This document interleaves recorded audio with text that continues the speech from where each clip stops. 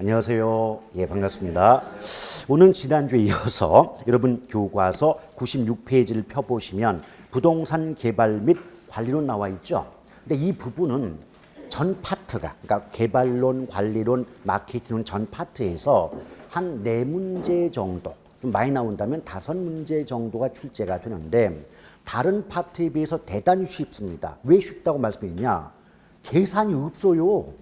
계산 문제 자체가 없어요. 근데 입지계수를 구하는 계산 문제 하나만 있는데 그것은 나중에 공식만 익혀주신다면 계산 자체가 어렵지가 않기 때문에 전체적으로 쉬운 파트다.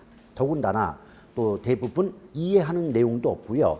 어떤 말이 나오면 뭐가 답이다 이런 식으로 암기만 제대로 이루어져도 4문제에서 5문제를 모두 맞출 수 있는 대목이다라는 거예요. 그걸 역으로 뒤집은다면 여기서 만약 문제를 틀린다면 가망이 없다는 뜻입니다. 아시겠어요? 가장 쉬운 파트인데 여기서 문제를 틀려보세요. 어디서 그걸 만회할 수가 있겠습니까? 그래서 근데 큰 부담은 가질 필요가 없어요. 어려운 대목들이 아닙니다. 일단 첫 번째 보면 집약도라는 말 나와 있죠. 집약도. 근데 집약도는 뭐 공식 같은 건 필요가 없는데 얘는 이제 보통 문장, 지문 속에 상당히 자주 등장하는 개념이거든요. 근데 집약도가 뭐냐면 어떤 단위 면적에 대한 또는 투입되는 노동과 자본의 투입 비율 또는 양을 우린 뭐라 그래요? 집약도다라고 말해요. 그래서 토지에 대한 노동 자본의 비율을 뭐라 그런다? 집약도 이렇게 볼 수가 있겠습니다. 근데 공식 자체를 놓고 보면 토지분의 노동 플러스 자본이라고 나와 있죠. 그리고 원래 단위 면적 땅 이렇게 나오는데 면적이란 말이 나오는 건 땅밖에 없거든요. 그래서 공식 자체가 토지분의 노동 플러스 자본인데요. 이건 외울 필요는 없는 공식이고 다만 제가 공식을 왜 얘기하고 있느냐. 분모만 잘 보세요. 분모를 잘 보시면 뭐가 나와요? 토지가 나왔죠. 토지가 나왔죠. 그래요? 그럼 여러분 땅값이 비싸졌어요. 땅값이 비싸졌다면 비싼 땅은 투입량이 늘어날까요? 줄어들까요? 좀 힘든가요? 그럼 땅값이 비싸면 어떤 물건 가격이 올라가면 비싸지잖아요. 그 물건 더 써요? 덜 써요? 덜 써요. 그럼 땅값이 올라갔어요. 그럼 분모값인 토지의 사용량이 늘어날까요? 줄어들까요? 줄어들겠죠. 그럼 분모값이 작아지면 집약도라는 몫이 커질 거 아닙니까? 그렇죠? 근데 결론적으로 따져본다면 지가가 오르면 집약도가 커진단 말이에요. 그럼 지가가 내려가면 땅값이 싸졌어요. 그럼 어떤 물건값이 싸지면 그거 더 많이 쓰게 되죠. 그럼 토지의 사용량, 투입량이 늘어난다고 생각한다면 분모값이 커졌잖아요. 그때는 집약도라는 몫은 작아지는 거죠. 그러니까 제가 얘기하고 싶은 건 이거예요. 이거 저거 뭐 그 내용을 외우려고 하다 보면 잘 익혀지지가 않기 때문에 땅값과 집약도는 쌍둥이다라고 기억하십시오. 땅값과 집약도는 뭐라고요? 쌍둥이, 같은 방향이에요. 그럼 땅값을 예쁜 말로 하면 지가라고 하잖아요. 그럼 지가가 상승하면 비싼 토지의 사용량 또는 투입량이 줄어들겠죠. 이것이 줄어들다 보면 집약도 공식상 분모값이 작아지니까 집약도라는 몫은 커질 수밖에 없지 않겠습니까? 그래서 토지 이용의 집약도가 커진다라고 하는데 이 집약도가 높은 경우를 집약적이라고 말해요. 집약적이다. 근데 이에 비해서 땅값이 싸졌어요. 땅값이 싸지면 그만큼 싼 건 많이 쓰게 되므로 토지의 사용량 또는 투입량이 늘어나게 되거든요.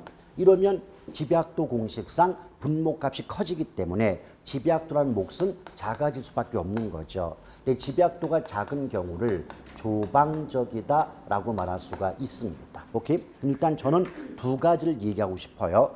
어떤 것? 첫째, 땅값과 집약도는 같은 방향, 반대 방향. 같은 방향으로 바뀌죠. 그래서 땅값과 집약도는 쌍둥이다라고 기억하시면 좋겠고요. 2번째 알려드리고 싶은 건 뭐냐면 집약적이다, 조방적이다 이런 말이 어렵지 않습니까? 그러면 건물이 위로 올라가는 건 집약이고요. 옆으로 뻗는 건 조방이에요. 아시겠죠? 왜 도심 쪽에 가까워질수록 건물이 옆으로 뻗는 게 아니라 위로 올라가지 않습니까? 그것은 땅값이 너무 비싸기 때문에 한정된 제한된 면적 토지 위에 노동과 자본을 투입해서 위로 올려버리는 거거든요. 아시겠죠? 따라서 건물이 고층화된다는 것을 다르게 바꾸면 토지 이용의 집약도가 커진다. 또는 집약적 토지 이용이 이루어진다는 말과 같습니다. 그래서 앞으로 대화를 나누실 때 이거 상당히 키가 크십니다 라고 하지 말고 보기보다 집약적이시네요 라는 식으로 대화를 나누자 이거예요. 아시겠죠? 위로 올라가는 게 집약이니까. 그럼 옆으로 뻗는 게 조방 아니겠습니까? 그러나 대화 속에 상당히 조방적이시다 이런 말은 잘못했다가는 이름 모를 뒷산의 변사체가 될 수가 있어요. 제일 조심할 말입니다. 그러니까 우리 식으로 따지면 위로 올라가는 게 뭐다? 집약. 옆으로 뻗는 게 조방라고 보시면 되겠어요. 근데 이와 관련해서 원래는 집약 한계, 조방 한계 이런 말도 나와요. 근데 한계란 말은 그보다 더 어찌할 수가 없다는 뜻이거든요. 그럼 집약 한계 제가 써보지 않을게요. 집약 한계란 말 나왔다면 앞에 집약자 붙었죠. 그럼 집약이란 말이 나왔다면 집약도가 커요, 작아요? 집약도가 큰 거죠. 근데 한계란 말이 붙었어요. 그 말은 이보다 더 집약도가 클 수가 없다 이런 뜻이에요. 그래서 예쁘게 포장하면 집약 한계란 토지 이용 집약도의 상한선이다 이런 말을 쓰는 거죠. 그럼 집약의 반대가 뭐죠? 조방이에요. 그럼 조방 한계 그러면 상한선의 반대가 뭐예요? 하한선이죠. 그럼 조방 한계란 토지 이용 집약도의 하한선이다. 그 말을 우리식으로 말로 바꾸면 이보다 더 집약도가 낮을 수가 없다. 이런 경우를 조방 한계라고 하지 않겠습니까? 맞아요. 그러니까 용어를 통째로 외우는 게 아니에요. 그래, 집약이란 말은 집약도가 크다는 뜻이야. 근데 한계란 말이 붙었다면 이 이상 어찌할 수가 없다는 뜻이니까 연결시켜보면 그래, 이 이상 집약도가 클 수가 없다는 뜻이겠구나. 이런 식으로 이해를 하란 말입니다. 아시겠죠? 그러면 내가 스스로 이해가 돼서 내 지식이 된 내용들은 까먹지가 않죠. 아시겠습니까? 자, 그렇게 보실 것. 자, 그래서 이제 오른쪽 페이지 97페이지를 펴보시면 직주 분리와 직주 접근이 나오죠. 근데 제목을 봤을 때 접근의 반대가 분리가 되기 때문에 내용도 반대일 거라고 예측해 볼 수가 있어요. 근데 직은 직장이고 주는 주거지를 얘기합니다. 그래서 직장과 내가 살고 있는 동네가 멀어지는 현상이 분리가 되고 멀어졌던 직장과 주거지가 다시 가까워지는 현상을 접근이다 라고 볼 수가 있어요. 근데 현실적으로 누구라도 저 같아도요. 직장과 내가 살고 있는 동네가 가까우면 좋겠지만 저는 워낙 멀어요. 집은 대전이고 직장은 서울이니 맨날 왔다 갔다 하다 보면 KTX 비용은 얼마나 비싼지 환장합니다 이게. 또 가끔 가다가 예매 잘 못하잖아요. 그럼 어때요? 일반실이 없어요. 특실 타고 와야 됩니다. 서울에서 대전까지 특실이 얼마 안 가요. 뭐 35,000원 정도. 자, 부산에서 대전까지는 5만 원 정도 들고요. 부산에서 서울까지 특실 타시면 7만 얼마인가 8만 원 듭니다. 근데 특실이 좋긴 좋아요. 넓고 이게 넓어서 뭘 차도 안 걸립니다. 돈은 많이 깨져요. 자, 그런데 그렇게 비용이 많이 들어가는데도 불구하고 왜 직장과 주거지가 멀어질 수밖에 없을까? 현실적으로 그 직장이 위치한 지역은 도심이에요. 근데 도심의 땅값이 너무 높다는 거죠. 그럼 도심의 집가구 때문에 주거비 부담이 커집니다. 그럼 주거비 부담이 상대적으로 적은 외곽으로 이동하다 보니 직장과 주거지가 멀어질 수밖에 없다는 것이고요. 두 번째는요. 도심 내의 주거 환경이 악화되는 거예요. 그럼 도심의 주거 환경이 너무 안 좋아지다 보면 좀 더 쾌적한 환경을 찾아서 이동하다 보니 직장과 주거지가 멀어질 수밖에 없지 않느냐. 세 번째는요. 교통의 발달이에요. 예전에는 외곽으로 가고 싶어도 도로도 개통되지 않았고 지하철 등의 대중교통이 연결되지 않았다면 가고 싶어도 못 갔을 거 아니겠습니까? 근데 이제 뭐 신분당선이 개통됐다, 뭐 9호선 뚫렸다, 뭐 도로가 연결됐다 이래 버리면 자동차 다 있겠다. 좀 더 외곽으로 이동할 수가 있겠죠. 그러다 보니 직장과 주거지가 멀어지는 직주 분리가 발생할 수가 있는 거죠. 그런데 이런 직주 분리의 결과가 뭐냐? 도심 입장에서는 낮에는 근무 시간에는 사람들로 북적대다가 퇴근 시간 이후에는 모두 자기 사는 동네로 이동하다 보니 주간 인구와 야간 인구의 격차가 커질 수밖에 없는 거 아니겠습니까? 오케이? 이것을 마치 인구에 구멍이 뻥 뚫렸다는 관점에서 인구 공동화 현상이라고 하는데 이게 한자로 공동이 구멍이거든요. 오케이? 그럼 이 말을 다르게 바꿀 때 여러분이 즐겨 드시는 음식 중에서 가운데 구멍 뚫린 그 음식의 이름이 뭡니까? 그러니까 안 돼요. 누가 도넛 그래요 지금?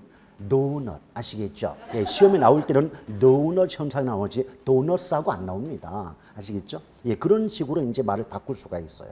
근데 주거 지역인 외곽적 입장에서는 거꾸로 낮에는 텅텅 비어 있다가 밤에 잠만 자러 들어올 곳 아닙니까? 그럼 도시 전체가 마치 침대화되지 않느냐는 점에서 베드타운화 현상 또는 침상도시화 현상이 발생하게 된다. 이렇게 말이 나오게 되죠. 오케이?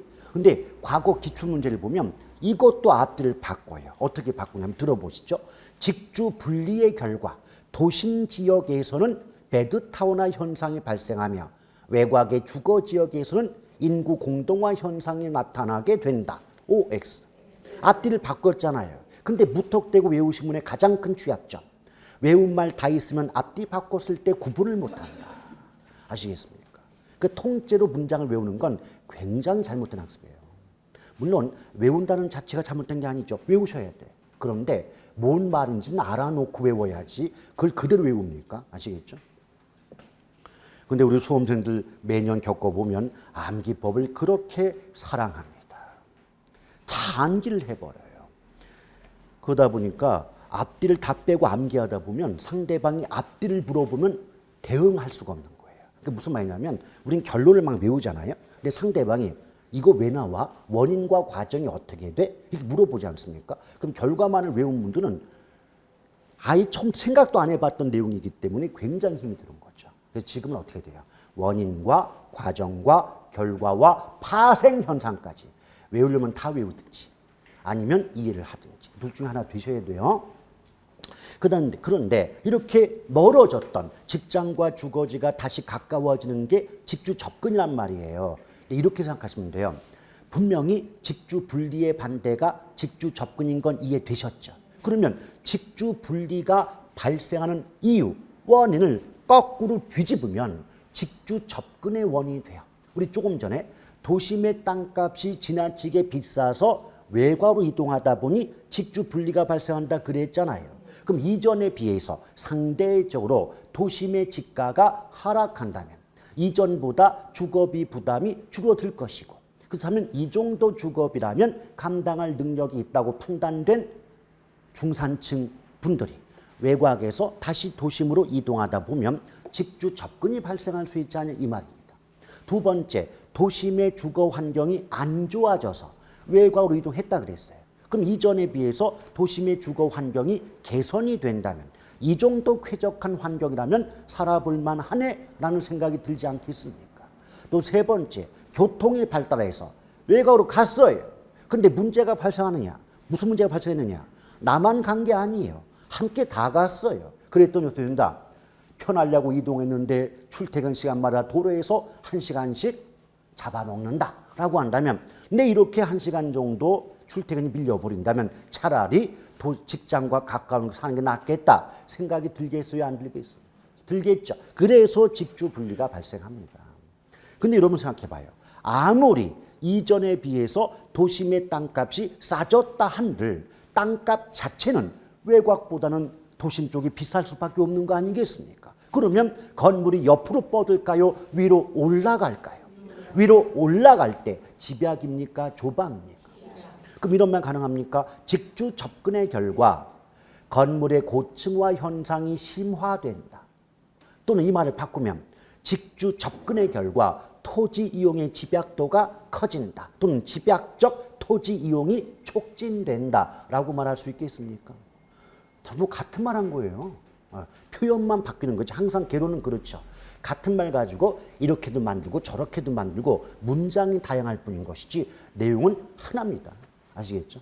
또 하나 어떤 현상이 또 발생하느냐. 외곽으로 이동했던 중고소득층이 도심이 개발되면서 다시 도심지로 몰려온단 말이에요. 그럼 도심의 모습이 훨씬 예전보다 깨끗해지고 밝아지고 이뻐지겠죠. 그래서 도시가 청춘을 되찾았다는 점에서 도시 회춘화 현상이 발생한다. 이렇게 말이 나옵니다.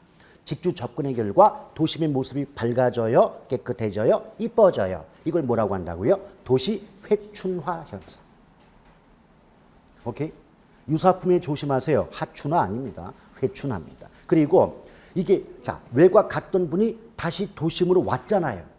되돌아왔죠. 그래서 이 직주 접근을 영어로 말할 때는 리턴 현상 그래요. 다시 돌아왔다. 리턴 현상. 근데 리턴인데 출제자가 이런 건 모르겠지 하고 낼 때 뭐라고 하느냐. 유턴? 유턴 아님. 리턴과 유턴은 다름. 유턴 현상이 있어요. 근데 유턴 현상이 뭐냐면 예컨대 제가 고향이 대전이에요. 그럼 대전에서 서울로 이사해 왔어요. 그래서 한 4, 50년 살다가 다시 내 고향으로 돌아갈 거야. 대전을 왔대요. 이게 유턴. 근데 중간에 멈췄어. J턴. J턴 현상이 있어요. 그러니까 유턴 하다가 중간에 멈췄잖아요. 그러니까 대전에서 서울 갔어요. 다시 대전으로 가다가 천안쯤에 멈췄대. J턴. 아시겠습니까? 유턴, J턴, 리턴은 전부 다른 말이에요. 그런 용어가 있어요. 왜 그렇게 눈빛을 저를 바라보고 계신 거예요, 지금? 그래서 저를 지금 어떻게 보여주지 않아요? 왜 그런 말을 자꾸 하느냐? 자꾸 하는 게 아니고 있어요.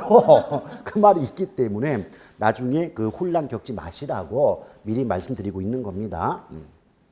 그 다음에 이제 도시 스프롤 나오는데 이 스프롤을요, 여러분이 아는 말로 바꾸면 난개발? 난개발이 스프롤이에요. 그러니까 난개발이니까 질서가 있을까요? 무질서할까요? 계획적일까요? 비계획적일까요? 규칙적일까요? 불규칙적일까요? 바로 그거의 포인트예요. 그래서 도시가 외곽으로 무질서하게 불규칙적으로 확산되는 현상을 뭐라 그런다? 도시 회춘, 스프롤 현상. 갑자기 또 회춘이 또 올랐어요. 자, 스프롤 현상이라고 말을 하고 있는 거죠. 근데 얘네도 왜 난개발이 발생하느냐? 왜 외곽으로 무질서하게 확산이 될 수밖에 없느냐? 이유가 크게 두 가지가 있습니다. 첫째가 뭐냐? 여러분, 만약에 장기적인 토지 이용 또는 도시 개발 계획이 수립되어 있었다면, 장기적인 계획이 세워져 있었다면 무질서하고 불규칙적인 개발이 이루어질 이유가 없었을 거 아닙니까? 그래서 장기적인 어떤 토지 이용 또는 도시 개발 계획이 존재하지 않는다, 부재한다 그러죠. 이런 것들이 미비하기 때문에 스프롤이 발생한다가 원인이 되고, 두 번째 원인은 도심의 직가고예요. 여러분, 우리가 공법을 배우다 보면 무슨 기반시설이다 이런 말 많이 듣지 않습니까? 그럼 상식적으로 도심과 외곽을 비교해 보자고요. 그럼 어느 지역이 기반시설이 보다 잘 갖추어져 있을까요?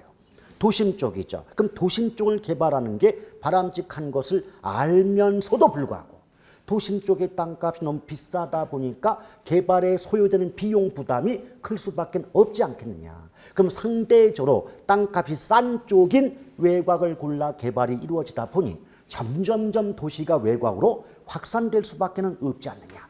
이걸 우리는 스프롤 현상이다. 그래서 압축하면 스프롤 현상의 원인은 크게 두 가지. 첫째, 장기적인 개발 계획이 수립되지 못했다는 점. 두 번째는 도심의 직가고. 이 두 가지가 큰 원인이다. 그러면 그 원인을 거꾸로 뒤집잖아요. 그럼 대책이 되는 겁니다. 자, 첫 번째, 장기적인 계획이 세워지지 못해서 불규칙적인 개발이 이루어진다면 장기적인 개발 계획을 세워주면 되는 거 아닙니까? 두 번째는요, 도시가 계속 외곽으로 확산되는 걸 막고자 한다면 개발 제한구역, 그린벨트 지정해주면 되는 거 아니겠습니까? 오케이? 그래서 양쪽을 묶으면 이렇게 나오겠죠. 장기적인 개발 계획의 수립 및 개발 제한구역의 지정 등은 스프롤 현상의 대책으로 볼 수 있다. 이런 식의 문장이 나올 수가 있는 것이죠. Understand? 그 다음에 침입과 개선 그랬는데 이거는 뭐냐면 뭔가 기존의 것과 다른 뭔가 이질적인 다른 것들이 들어오는 것을 침입이라고 하고요. 침입의 결과 완전히 다른 모습으로 변한 결과를 뭐라고 해요? 개성 그러는데 이렇게 이해하시면 돼요. 여기가 자 제가 칠판에 안 쓸게요. 여기가요 고소득층의 주거지역이었어요. 이 고소득층의 주거지역에 상대적으로 소득이 낮은 저소득층 인구가 들어온다면 그 고소득층 주거지역 입장에서는 원래 있던 것과는 다른 이질적인 요소가 유입됐다고 볼 수가 있는 거 아닙니까? 이 자체를 뭐라 그런다? 침입이다. 그런데 그 계속 침입이 계속 이루어지다 보니까 아예 이 동네 자체가 고소득층 주거지역에서 저소득층 주거지로 바뀌었다. 그 바뀐 결과를 뭐라 그런다? 계승. 아시겠죠? 그러니까 압축하면 간단해요. 자, 고소득층 주거지역에 저소득층 인구가 유입되는 건 침입. 그 침입의 결과 해당 지역이 저소득층의 주거지로 바뀌었다면 계승이라고 말할 뿐이에요. 근데 이런 자체를 직접적으로 물어보는 경우는 극히 드물기 때문에 대략적인 의미만 알아두시면 되는 것이지 뭐 달달달 외울 필요까지는 없는 대목 아닌가 생각이 듭니다. 자, 그 다음에 뒷장을 넘겨보시면 부동산 개발론 나옵니다. 부동산 개발. 첫 번째 부동산 개발의 의의를 보니까 인간에게 필요한 뭐 쇼핑, 레저 공간 등을 제공할 목적으로 토지를 개량하는 일체의 행위를 뭐라 그래요? 부동산 개발 이렇게 볼 수가 있는 거죠. 그런데 거기에 보면 조성이다, 건축이다 그러는데요. 이런 거 잘 안 물어봐요. 다만 여러분 상식적인 선에서 출발해 볼까요? 뉴스 같은 거 보다 보면 뭐 택지 조성한다, 부지 조성한다 그런 말 들어본 적 있잖아요. 그럼 조성이란 말은 건물을 짓기 전에 토지의 유용성을 높이는 행위가 바로 뭐다? 조성이에요. 그래서 택지 조성한다면 예컨대 상하수도라든지 수도시설, 전기시설 이런 것들을 갖추게 되는 행위를 조성에 의한 개량 그러고요. 건축은 그 조성된 택지 위에 건물을 짓게 되겠죠. 그게 건축에 의한 개량이거든요. 그래서 그걸 쓰여지는 예쁜 말 외우려고 하지 말고 조성은 토지만 그리고 건축은 토지 위에 건물까지 짓는다. 그런 정도만 알아두시면 되지. 얘네들 거의 물어보지 않습니다. 그러면서 2번에 보면 부동산 개발의 분류라고 해서 일단 주체에 따른 분류가 나오지 않습니까? 그러면 공적 주체, 사적 주체, 민관 합동이라는 제목이 있죠. 근데 공적 주체에 의한 개발이 공적 주체니까 누구겠어요? 정부라든지 지방자치단체, 각종 공기업이 여기에 해당하는데 그게 중요한 게 아니라 이 공적 주체에 의한 개발을 제1섹터라고 얘기한다는 거죠. 공공은 뭐다? 제1섹터. 그러면 사적 또는 민간에 의한 개발은 제2섹터라고 해요. 근데 민관 합동, 민간과 공공이 합해졌다. 이걸 제3섹터라고 얘기하거든요. 얼마 되지 않은 기출문제에서 제3섹터 해놓고 민간에 의한 개발을 쓰는 바람에 틀렸던 문제도 있는 겁니다. 그게 여러분 분명히 제가 다시 한번 강조드리지만 여러분 입장에서 아유 설마 이런 게 나올 것 같아. 그렇게 예단하지 마세요. 어떤 걸 물어볼지는 아무도 모르는 겁니다. 그러니 한 번이라도 출제된 걸 얘기를 드리면 다 가져가겠다고 마음을 잡숴야지 에이 설마 이런 게 나올까 안 할래 이러지 마시라고요. 그 다음에 이제 그 아래 보면 토지의 취득 방식 그랬는데 환지, 매수, 뭐 혼합 그리고 그 신탁 개발 나오지 않습니까? 그렇죠. 그런데 미리 말씀드리면 어차피 혼합이라고 하는 건 환지와 매수의 결합이기 때문에 별달리 출제가 되지도 않고요. 신탁 개발은 더더군다나 물어보지 않아요. 그러니까 우리 시험에 물어본다면 환지 아니면 매수인데 여러분 공법에서 환지 방식, 수용 방식 들어보셨죠? 그러니까 개론에서 매수 방식은 공법의 용어로 따지면 수용이다라고 보시면 돼요. 근데 환지, 자 저는 법률적 용어가 아닙니다. 개론은 상식적인 선에서 환지의 뜻이 뭐죠? 돌려줄 환, 땅지예요. 그러면 공공이 개발 대상 토지를 개발한 이후에 개발에 소요된 비용을 공제하고 나머지 부분을 원래 땅 임자에게 되돌려주는 방식이 바로 뭐예요? 환지잖아요. 그렇죠? 응? 그런데 우리 시험에 뭐가 나온 줄 아십니까? 환지 방식이란 해놓고 어쩌고 저쩌고만 이 문장이 길었겠죠. 그러면서 마지막에 뭐라고 했느냐? 원토지 소유자에게 매각하는 방식을 했어요. 원래 땅임자에게 돌려주는 게 환지인데 뭘 팔아먹어, 지 것도 아닌 거. 오케이? 근데 그걸 또 틀리는 분이 계셔요. 안 됩니다. 그러니까 환지는 뜻 말아도 된다. 환지는 무슨 뜻? 원래 땅임자에게 되돌려주는 게 환지 맞죠? 그럼 절대로 매각한다, 처분한다 이런 말은 들어갈 수 없잖아요. 근데 그 정도만 알아도 우리 기출문제는 답을 구할 수가 있다는 얘기예요. 오케이? 그래서 지금까지 제 기억으로는 환지 방식이 2번 정도 나왔고 매수 방식도 거의 나오지 않아요. 그러니까 매수 방식이 결국 뭐다? 팔았다, 처분한다. 그러면 뭐 정당한 대가를 보상하고 전면 매수한다. 그런 의미 정도만 아시면 되겠지. 다른 걸 굳이 외울 필요까지는 없을 것 같아요. 그 다음에 오른쪽에 신개발과 재개발 나오는데 이 재개발 같은 경우도 어때요?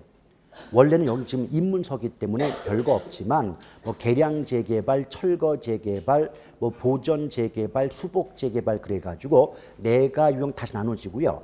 또 이 정비 사업에 따른 분류 그래가지고 재건축 재개발, 뭐 주거 환경 정비 사업 이런 것들 공법의 내용이 요번 그 30회 문제에서도 그 주거 환경 정비 사업이라는 공법의 내용이 고대 나온 거예요. 그러니까 사실 공법을 조금만 한 번만 배워만 봤어도 요번 개로 나왔던 공법 문제는 다 맞춘 문제인데 가장 기본적인 게 나왔거든요. 근데 문제는 아니 개론의 공법을 낼 것 같으면 왜 개론이라 그래 도대체? 이게 어떤 경계가 허물어지지 않습니까? 너무 심한 거예요. 한두 개 정도는 낼 수가 있다 할지라도 한 대여섯 개 내봐요. 법 문제만 9문제 나왔거든요. 이게 무슨 개론이야, 법이지. 이러다 보니까 당황하는 거죠. 그러니까 제 실력이 발휘가 안 됐을 거라고 저는 생각이 들어요. 너무 안타까운 거죠. 자, 그 다음에 외관. 외관이 뭐냐면 겉모습. 겉으로 보이는 모습에 따라 분류했는데 거기 보면 유형적 개발, 무형적 개발, 복합적 개발 나와요. 자, 우리 복습을 한번 해봐요. 이거 기억나시나 모르겠네요. 복합 개념. 총론 배울 때 복합 개념의 부동산 이랬잖아요. 그럼 복합 개념을 다른 말로 바꾸면 복합적이라는 말과 같다. 근데 어느 파트를 불문하고 복합적 또는 복합 개념이라는 말 나오면 그 속에는 법률, 경제, 기술, 법경기 3대 측면을 모두 포함한다 했던 거 기억들 나시나요? 근데 그때 또 제가 이렇게 구분해 드렸어요. 법률과 경제는 형태가 없기 때문에 무형적 측면. 기술 또는 물리는 형태가 있기 때문에 유형적 측면으로 구분해 드렸던 거 기억들 나십니까? 그럼 응용해 보죠. 어머, 복합적 개발이야? 그럼 이 속에는 법률, 경제, 기술적 측면의 개발이 모두 포함되어 있겠네? 그런데 유형적 개발은 결국 기술 또는 물리적 측면의 개발일 거고 무형적 개발은 법률과 경제적 측면의 개발일 거다. 예측 안 돼요? 제가 그랬잖아요. 총론 말씀드릴 때 앞으로 복합적이라는 말 또는 복합 개념이라는 말은 여러 파트에서 골고루 반복적으로 등장합니다. 그럼 어디에 나와도 복합적이라는 말 나오면 그 속에 법경기 3대 측면이 무조건 포함되고 그중에서 법률과 경제는 무형, 기술 또는 물리는 유형으로 구분된다 했던 거 기억나세요? 안 나세요? 네, 지금까지 뭐 기억을 안 하셔도 상관이 없겠습니다만은 3월 달쯤 돼서 이 말 했는데 여러분 눈빛이 지금과 똑같다면 그때는 주리를 틀고 곤장을 때리고 삼천리 유배형에 처하도록 하겠습니다. 그러니까 거기 보시면 1번에 유형 동그라미 1번에 유형적 개발 나왔죠. 오케이? 그래서 토지의 물리적 변형을 초래한다는 말이 나와요. 근데 이런 걸 잘 물어보지 않습니다. 다만 유형적 개발은 기술 또는 물리적 측면의 개발이다. 그런 의미 정도만 아시면 되고 그럼 무형적 개발은 법률적 측면의 개발과 경제적 측면의 개발을 의미하겠죠. 따라서 유형과 무형을 합하면 법경기 3대 측면이 모두 포함되기 때문에 합해지니까 복합적 개발이다. 그 정도 구성 요소만 알면 되지. 이걸 누가 달달달 외웁니까? 물어보지도 않는 걸. 아시겠죠? 그 다음에 이제 부동산 개발의 위험과 타당성 분석 나오는데 이 개발 위험 부분은 비교적 자주 나오는 대목입니다. 근데 부동산 개발의 위험은 이 미국의 워포드라는 그 학자분이 계셔요. 미국의 워포드 교수가 구분하기를 법시비다. 법시비가 뭐다? 법적 위험, 시장 위험, 비용 위험. 그래서 법시비 외울 때 법으로 시비를 가리자 이렇게 외우시면 돼요. 법으로 시비를 가린다. 법시비. 근데 투자론에서 위험 배울 때도 법률적 위험이 있었어요. 그럼 제가 그랬죠. 투자론이건 개발론이건 법이라는 글자가 붙었다면 정책, 규제, 제도, 법률 등이 변화해서 투자자가 손실을 입을 때는 투자 위험이 있고 개발업자가 손실을 입을 가능성이 있을 때는 개발 위험이다라고 보시면 되겠습니다. 그러면서 이 법적 위험에 대한 대책을 참 자주 물어봤어요. 법적 위험에 대한 대책은 이미 이용 계획이 확정된 토지의 매입이거든요. 그래서 거기도 보면 동그라미 2번에 기억번에 법적 위험 나왔죠. 그럼 법적 위험에서 하나, 둘, 셋, 네 번째 줄의 맨 오른쪽 보면 이용 계획이 확정된 토지를 구입 이렇게 말 나오지 않습니까? 이거는 빼박이에요. 빼도 박도 못하게 이렇게밖에 안 나오니까 문장 속에서 이용 계획이 확정된 토지 또는 부지의 매입 그러면 이건 부동산 개발의 위험 중 법적 위험에 대한 대책이야 라고 보시면 돼요. 기출문제에서 어떻게 나오냐면 이미 이용 계획이 확정된 토지의 매입은 부동산 개발의 위험 중 비용 위험에 대한 대책으로 볼 수 있다 그랬어요. 그럼 맞아요, 틀려요? 그럼 그 문제의 수준이 높은 게 아니잖아요. 근데 외워도 어설프게 외워놓으니까 그걸 또 틀릴 거 아닙니까? 우린 그거예요. 물론 공부가 80을 목표로 공부를 하셔야 60점 먼저 나오겠지만 외우더라도 제대로 외우자고요. 좀 어설프게 외우지 말고. 참 이런 말씀을 모아하는데 예전과 지금의 수험생들은 학습 태도 자체가 달라졌어요. 옛날에는요. 그 왜 강의 시간이 뭐 2시까지다라고 한다면 3시, 4시까지 해주시면 너무 고맙고 감사하다고 그렇게 외웠거든요. 지금은 2시 넘었다. 왜 안 끝내느냐. 그리고 옛날하고 또 다른 게 뭐냐면 옛날 분들은 정말 공부를 해서 내가 당당하게 합격하려 했는데 요새는 대충 찍는 방법이 없느냐. 이런 식으로 공부를 한단 말이에요. 정말 이건 잘못된 자세입니다.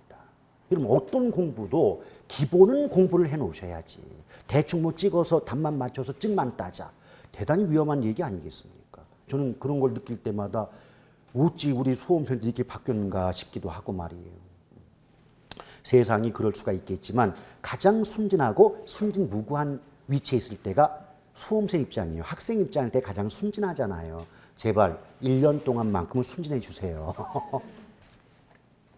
자, 그렇게 보시고요. 그 다음에 니은번에 보면 시장 위험 나오는데 시장 위험은 첫 번째 줄을 보니까 시장의 불확실성이 개발업자에게 지우는 부담을 말한다는 말 있어요, 없어요?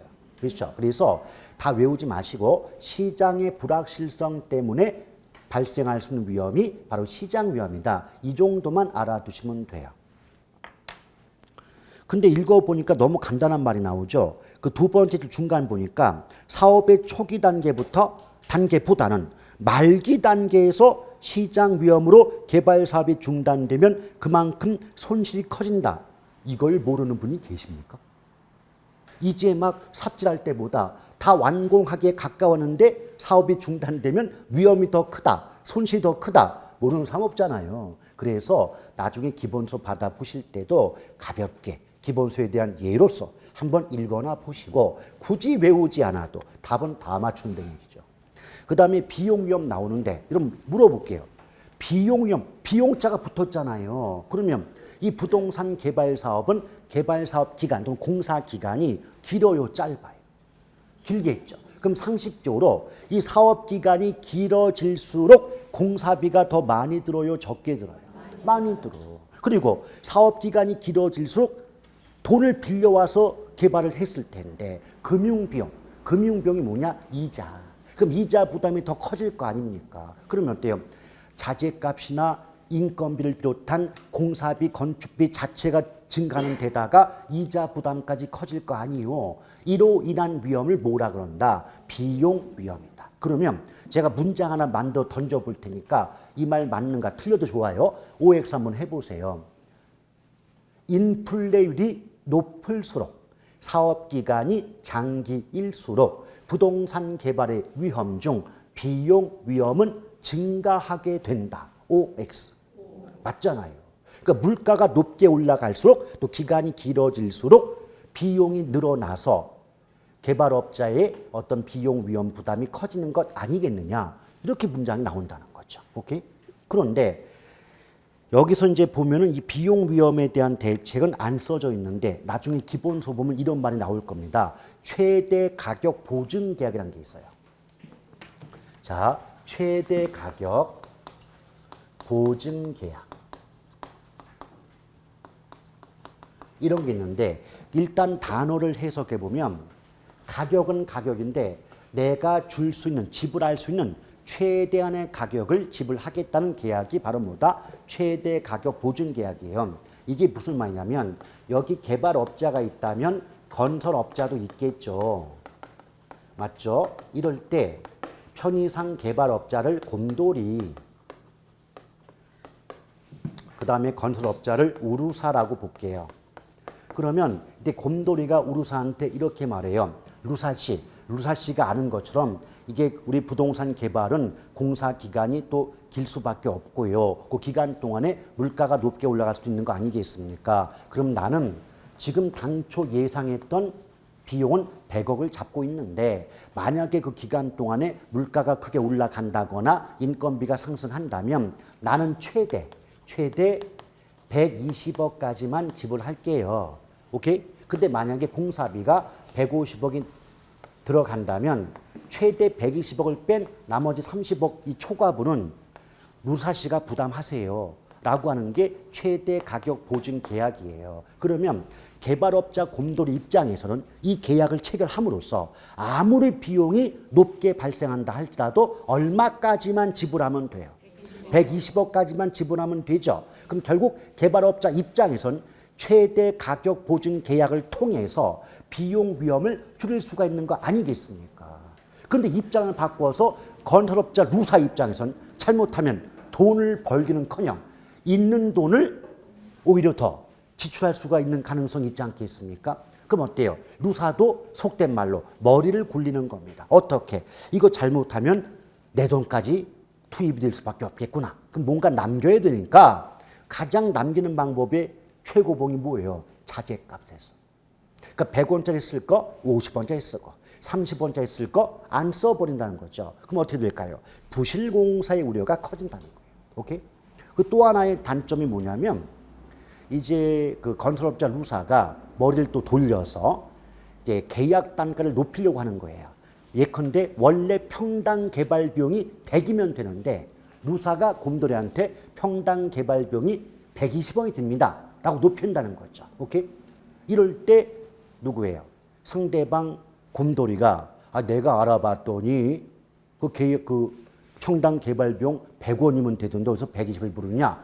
이랬다면 알겠어요. 100원 받고 하지만 자재값에서 바꿀 거고 그 다음에 그렇지 않았다면 계약 단가 자체가 100원에서 120원으로 올라가지 않겠습니까? 안 그래요?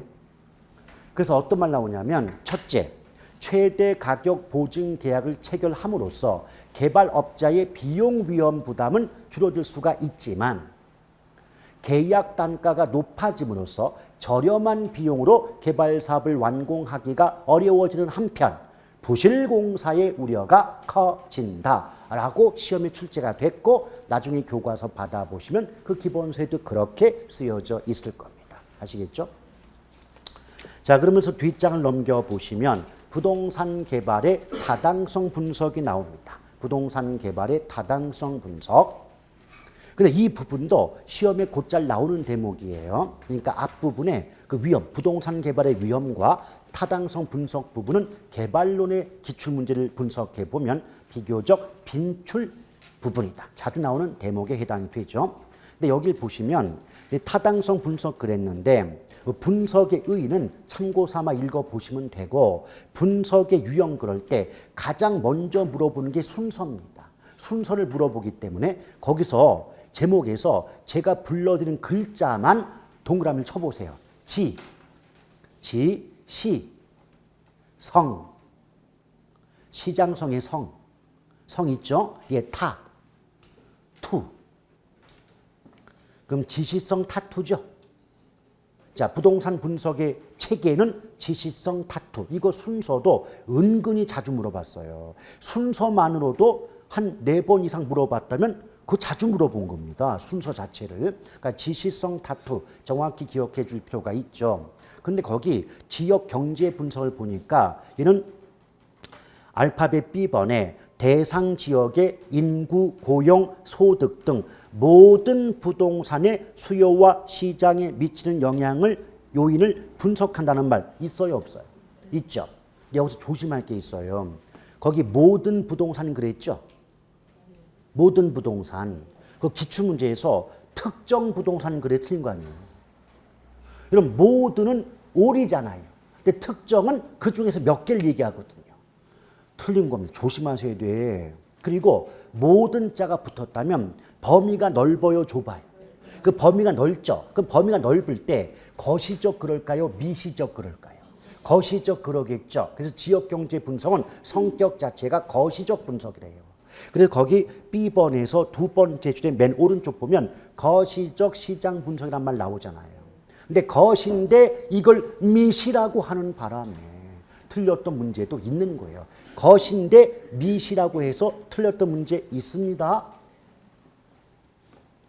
이렇게 따져보면 참 구석구석에서 참 골고루 그동안 많이 우리를 우롱하지 않았습니까? 근데 어떡합니까? 우롱을 당할 수밖에 없는 입장이니 말이죠.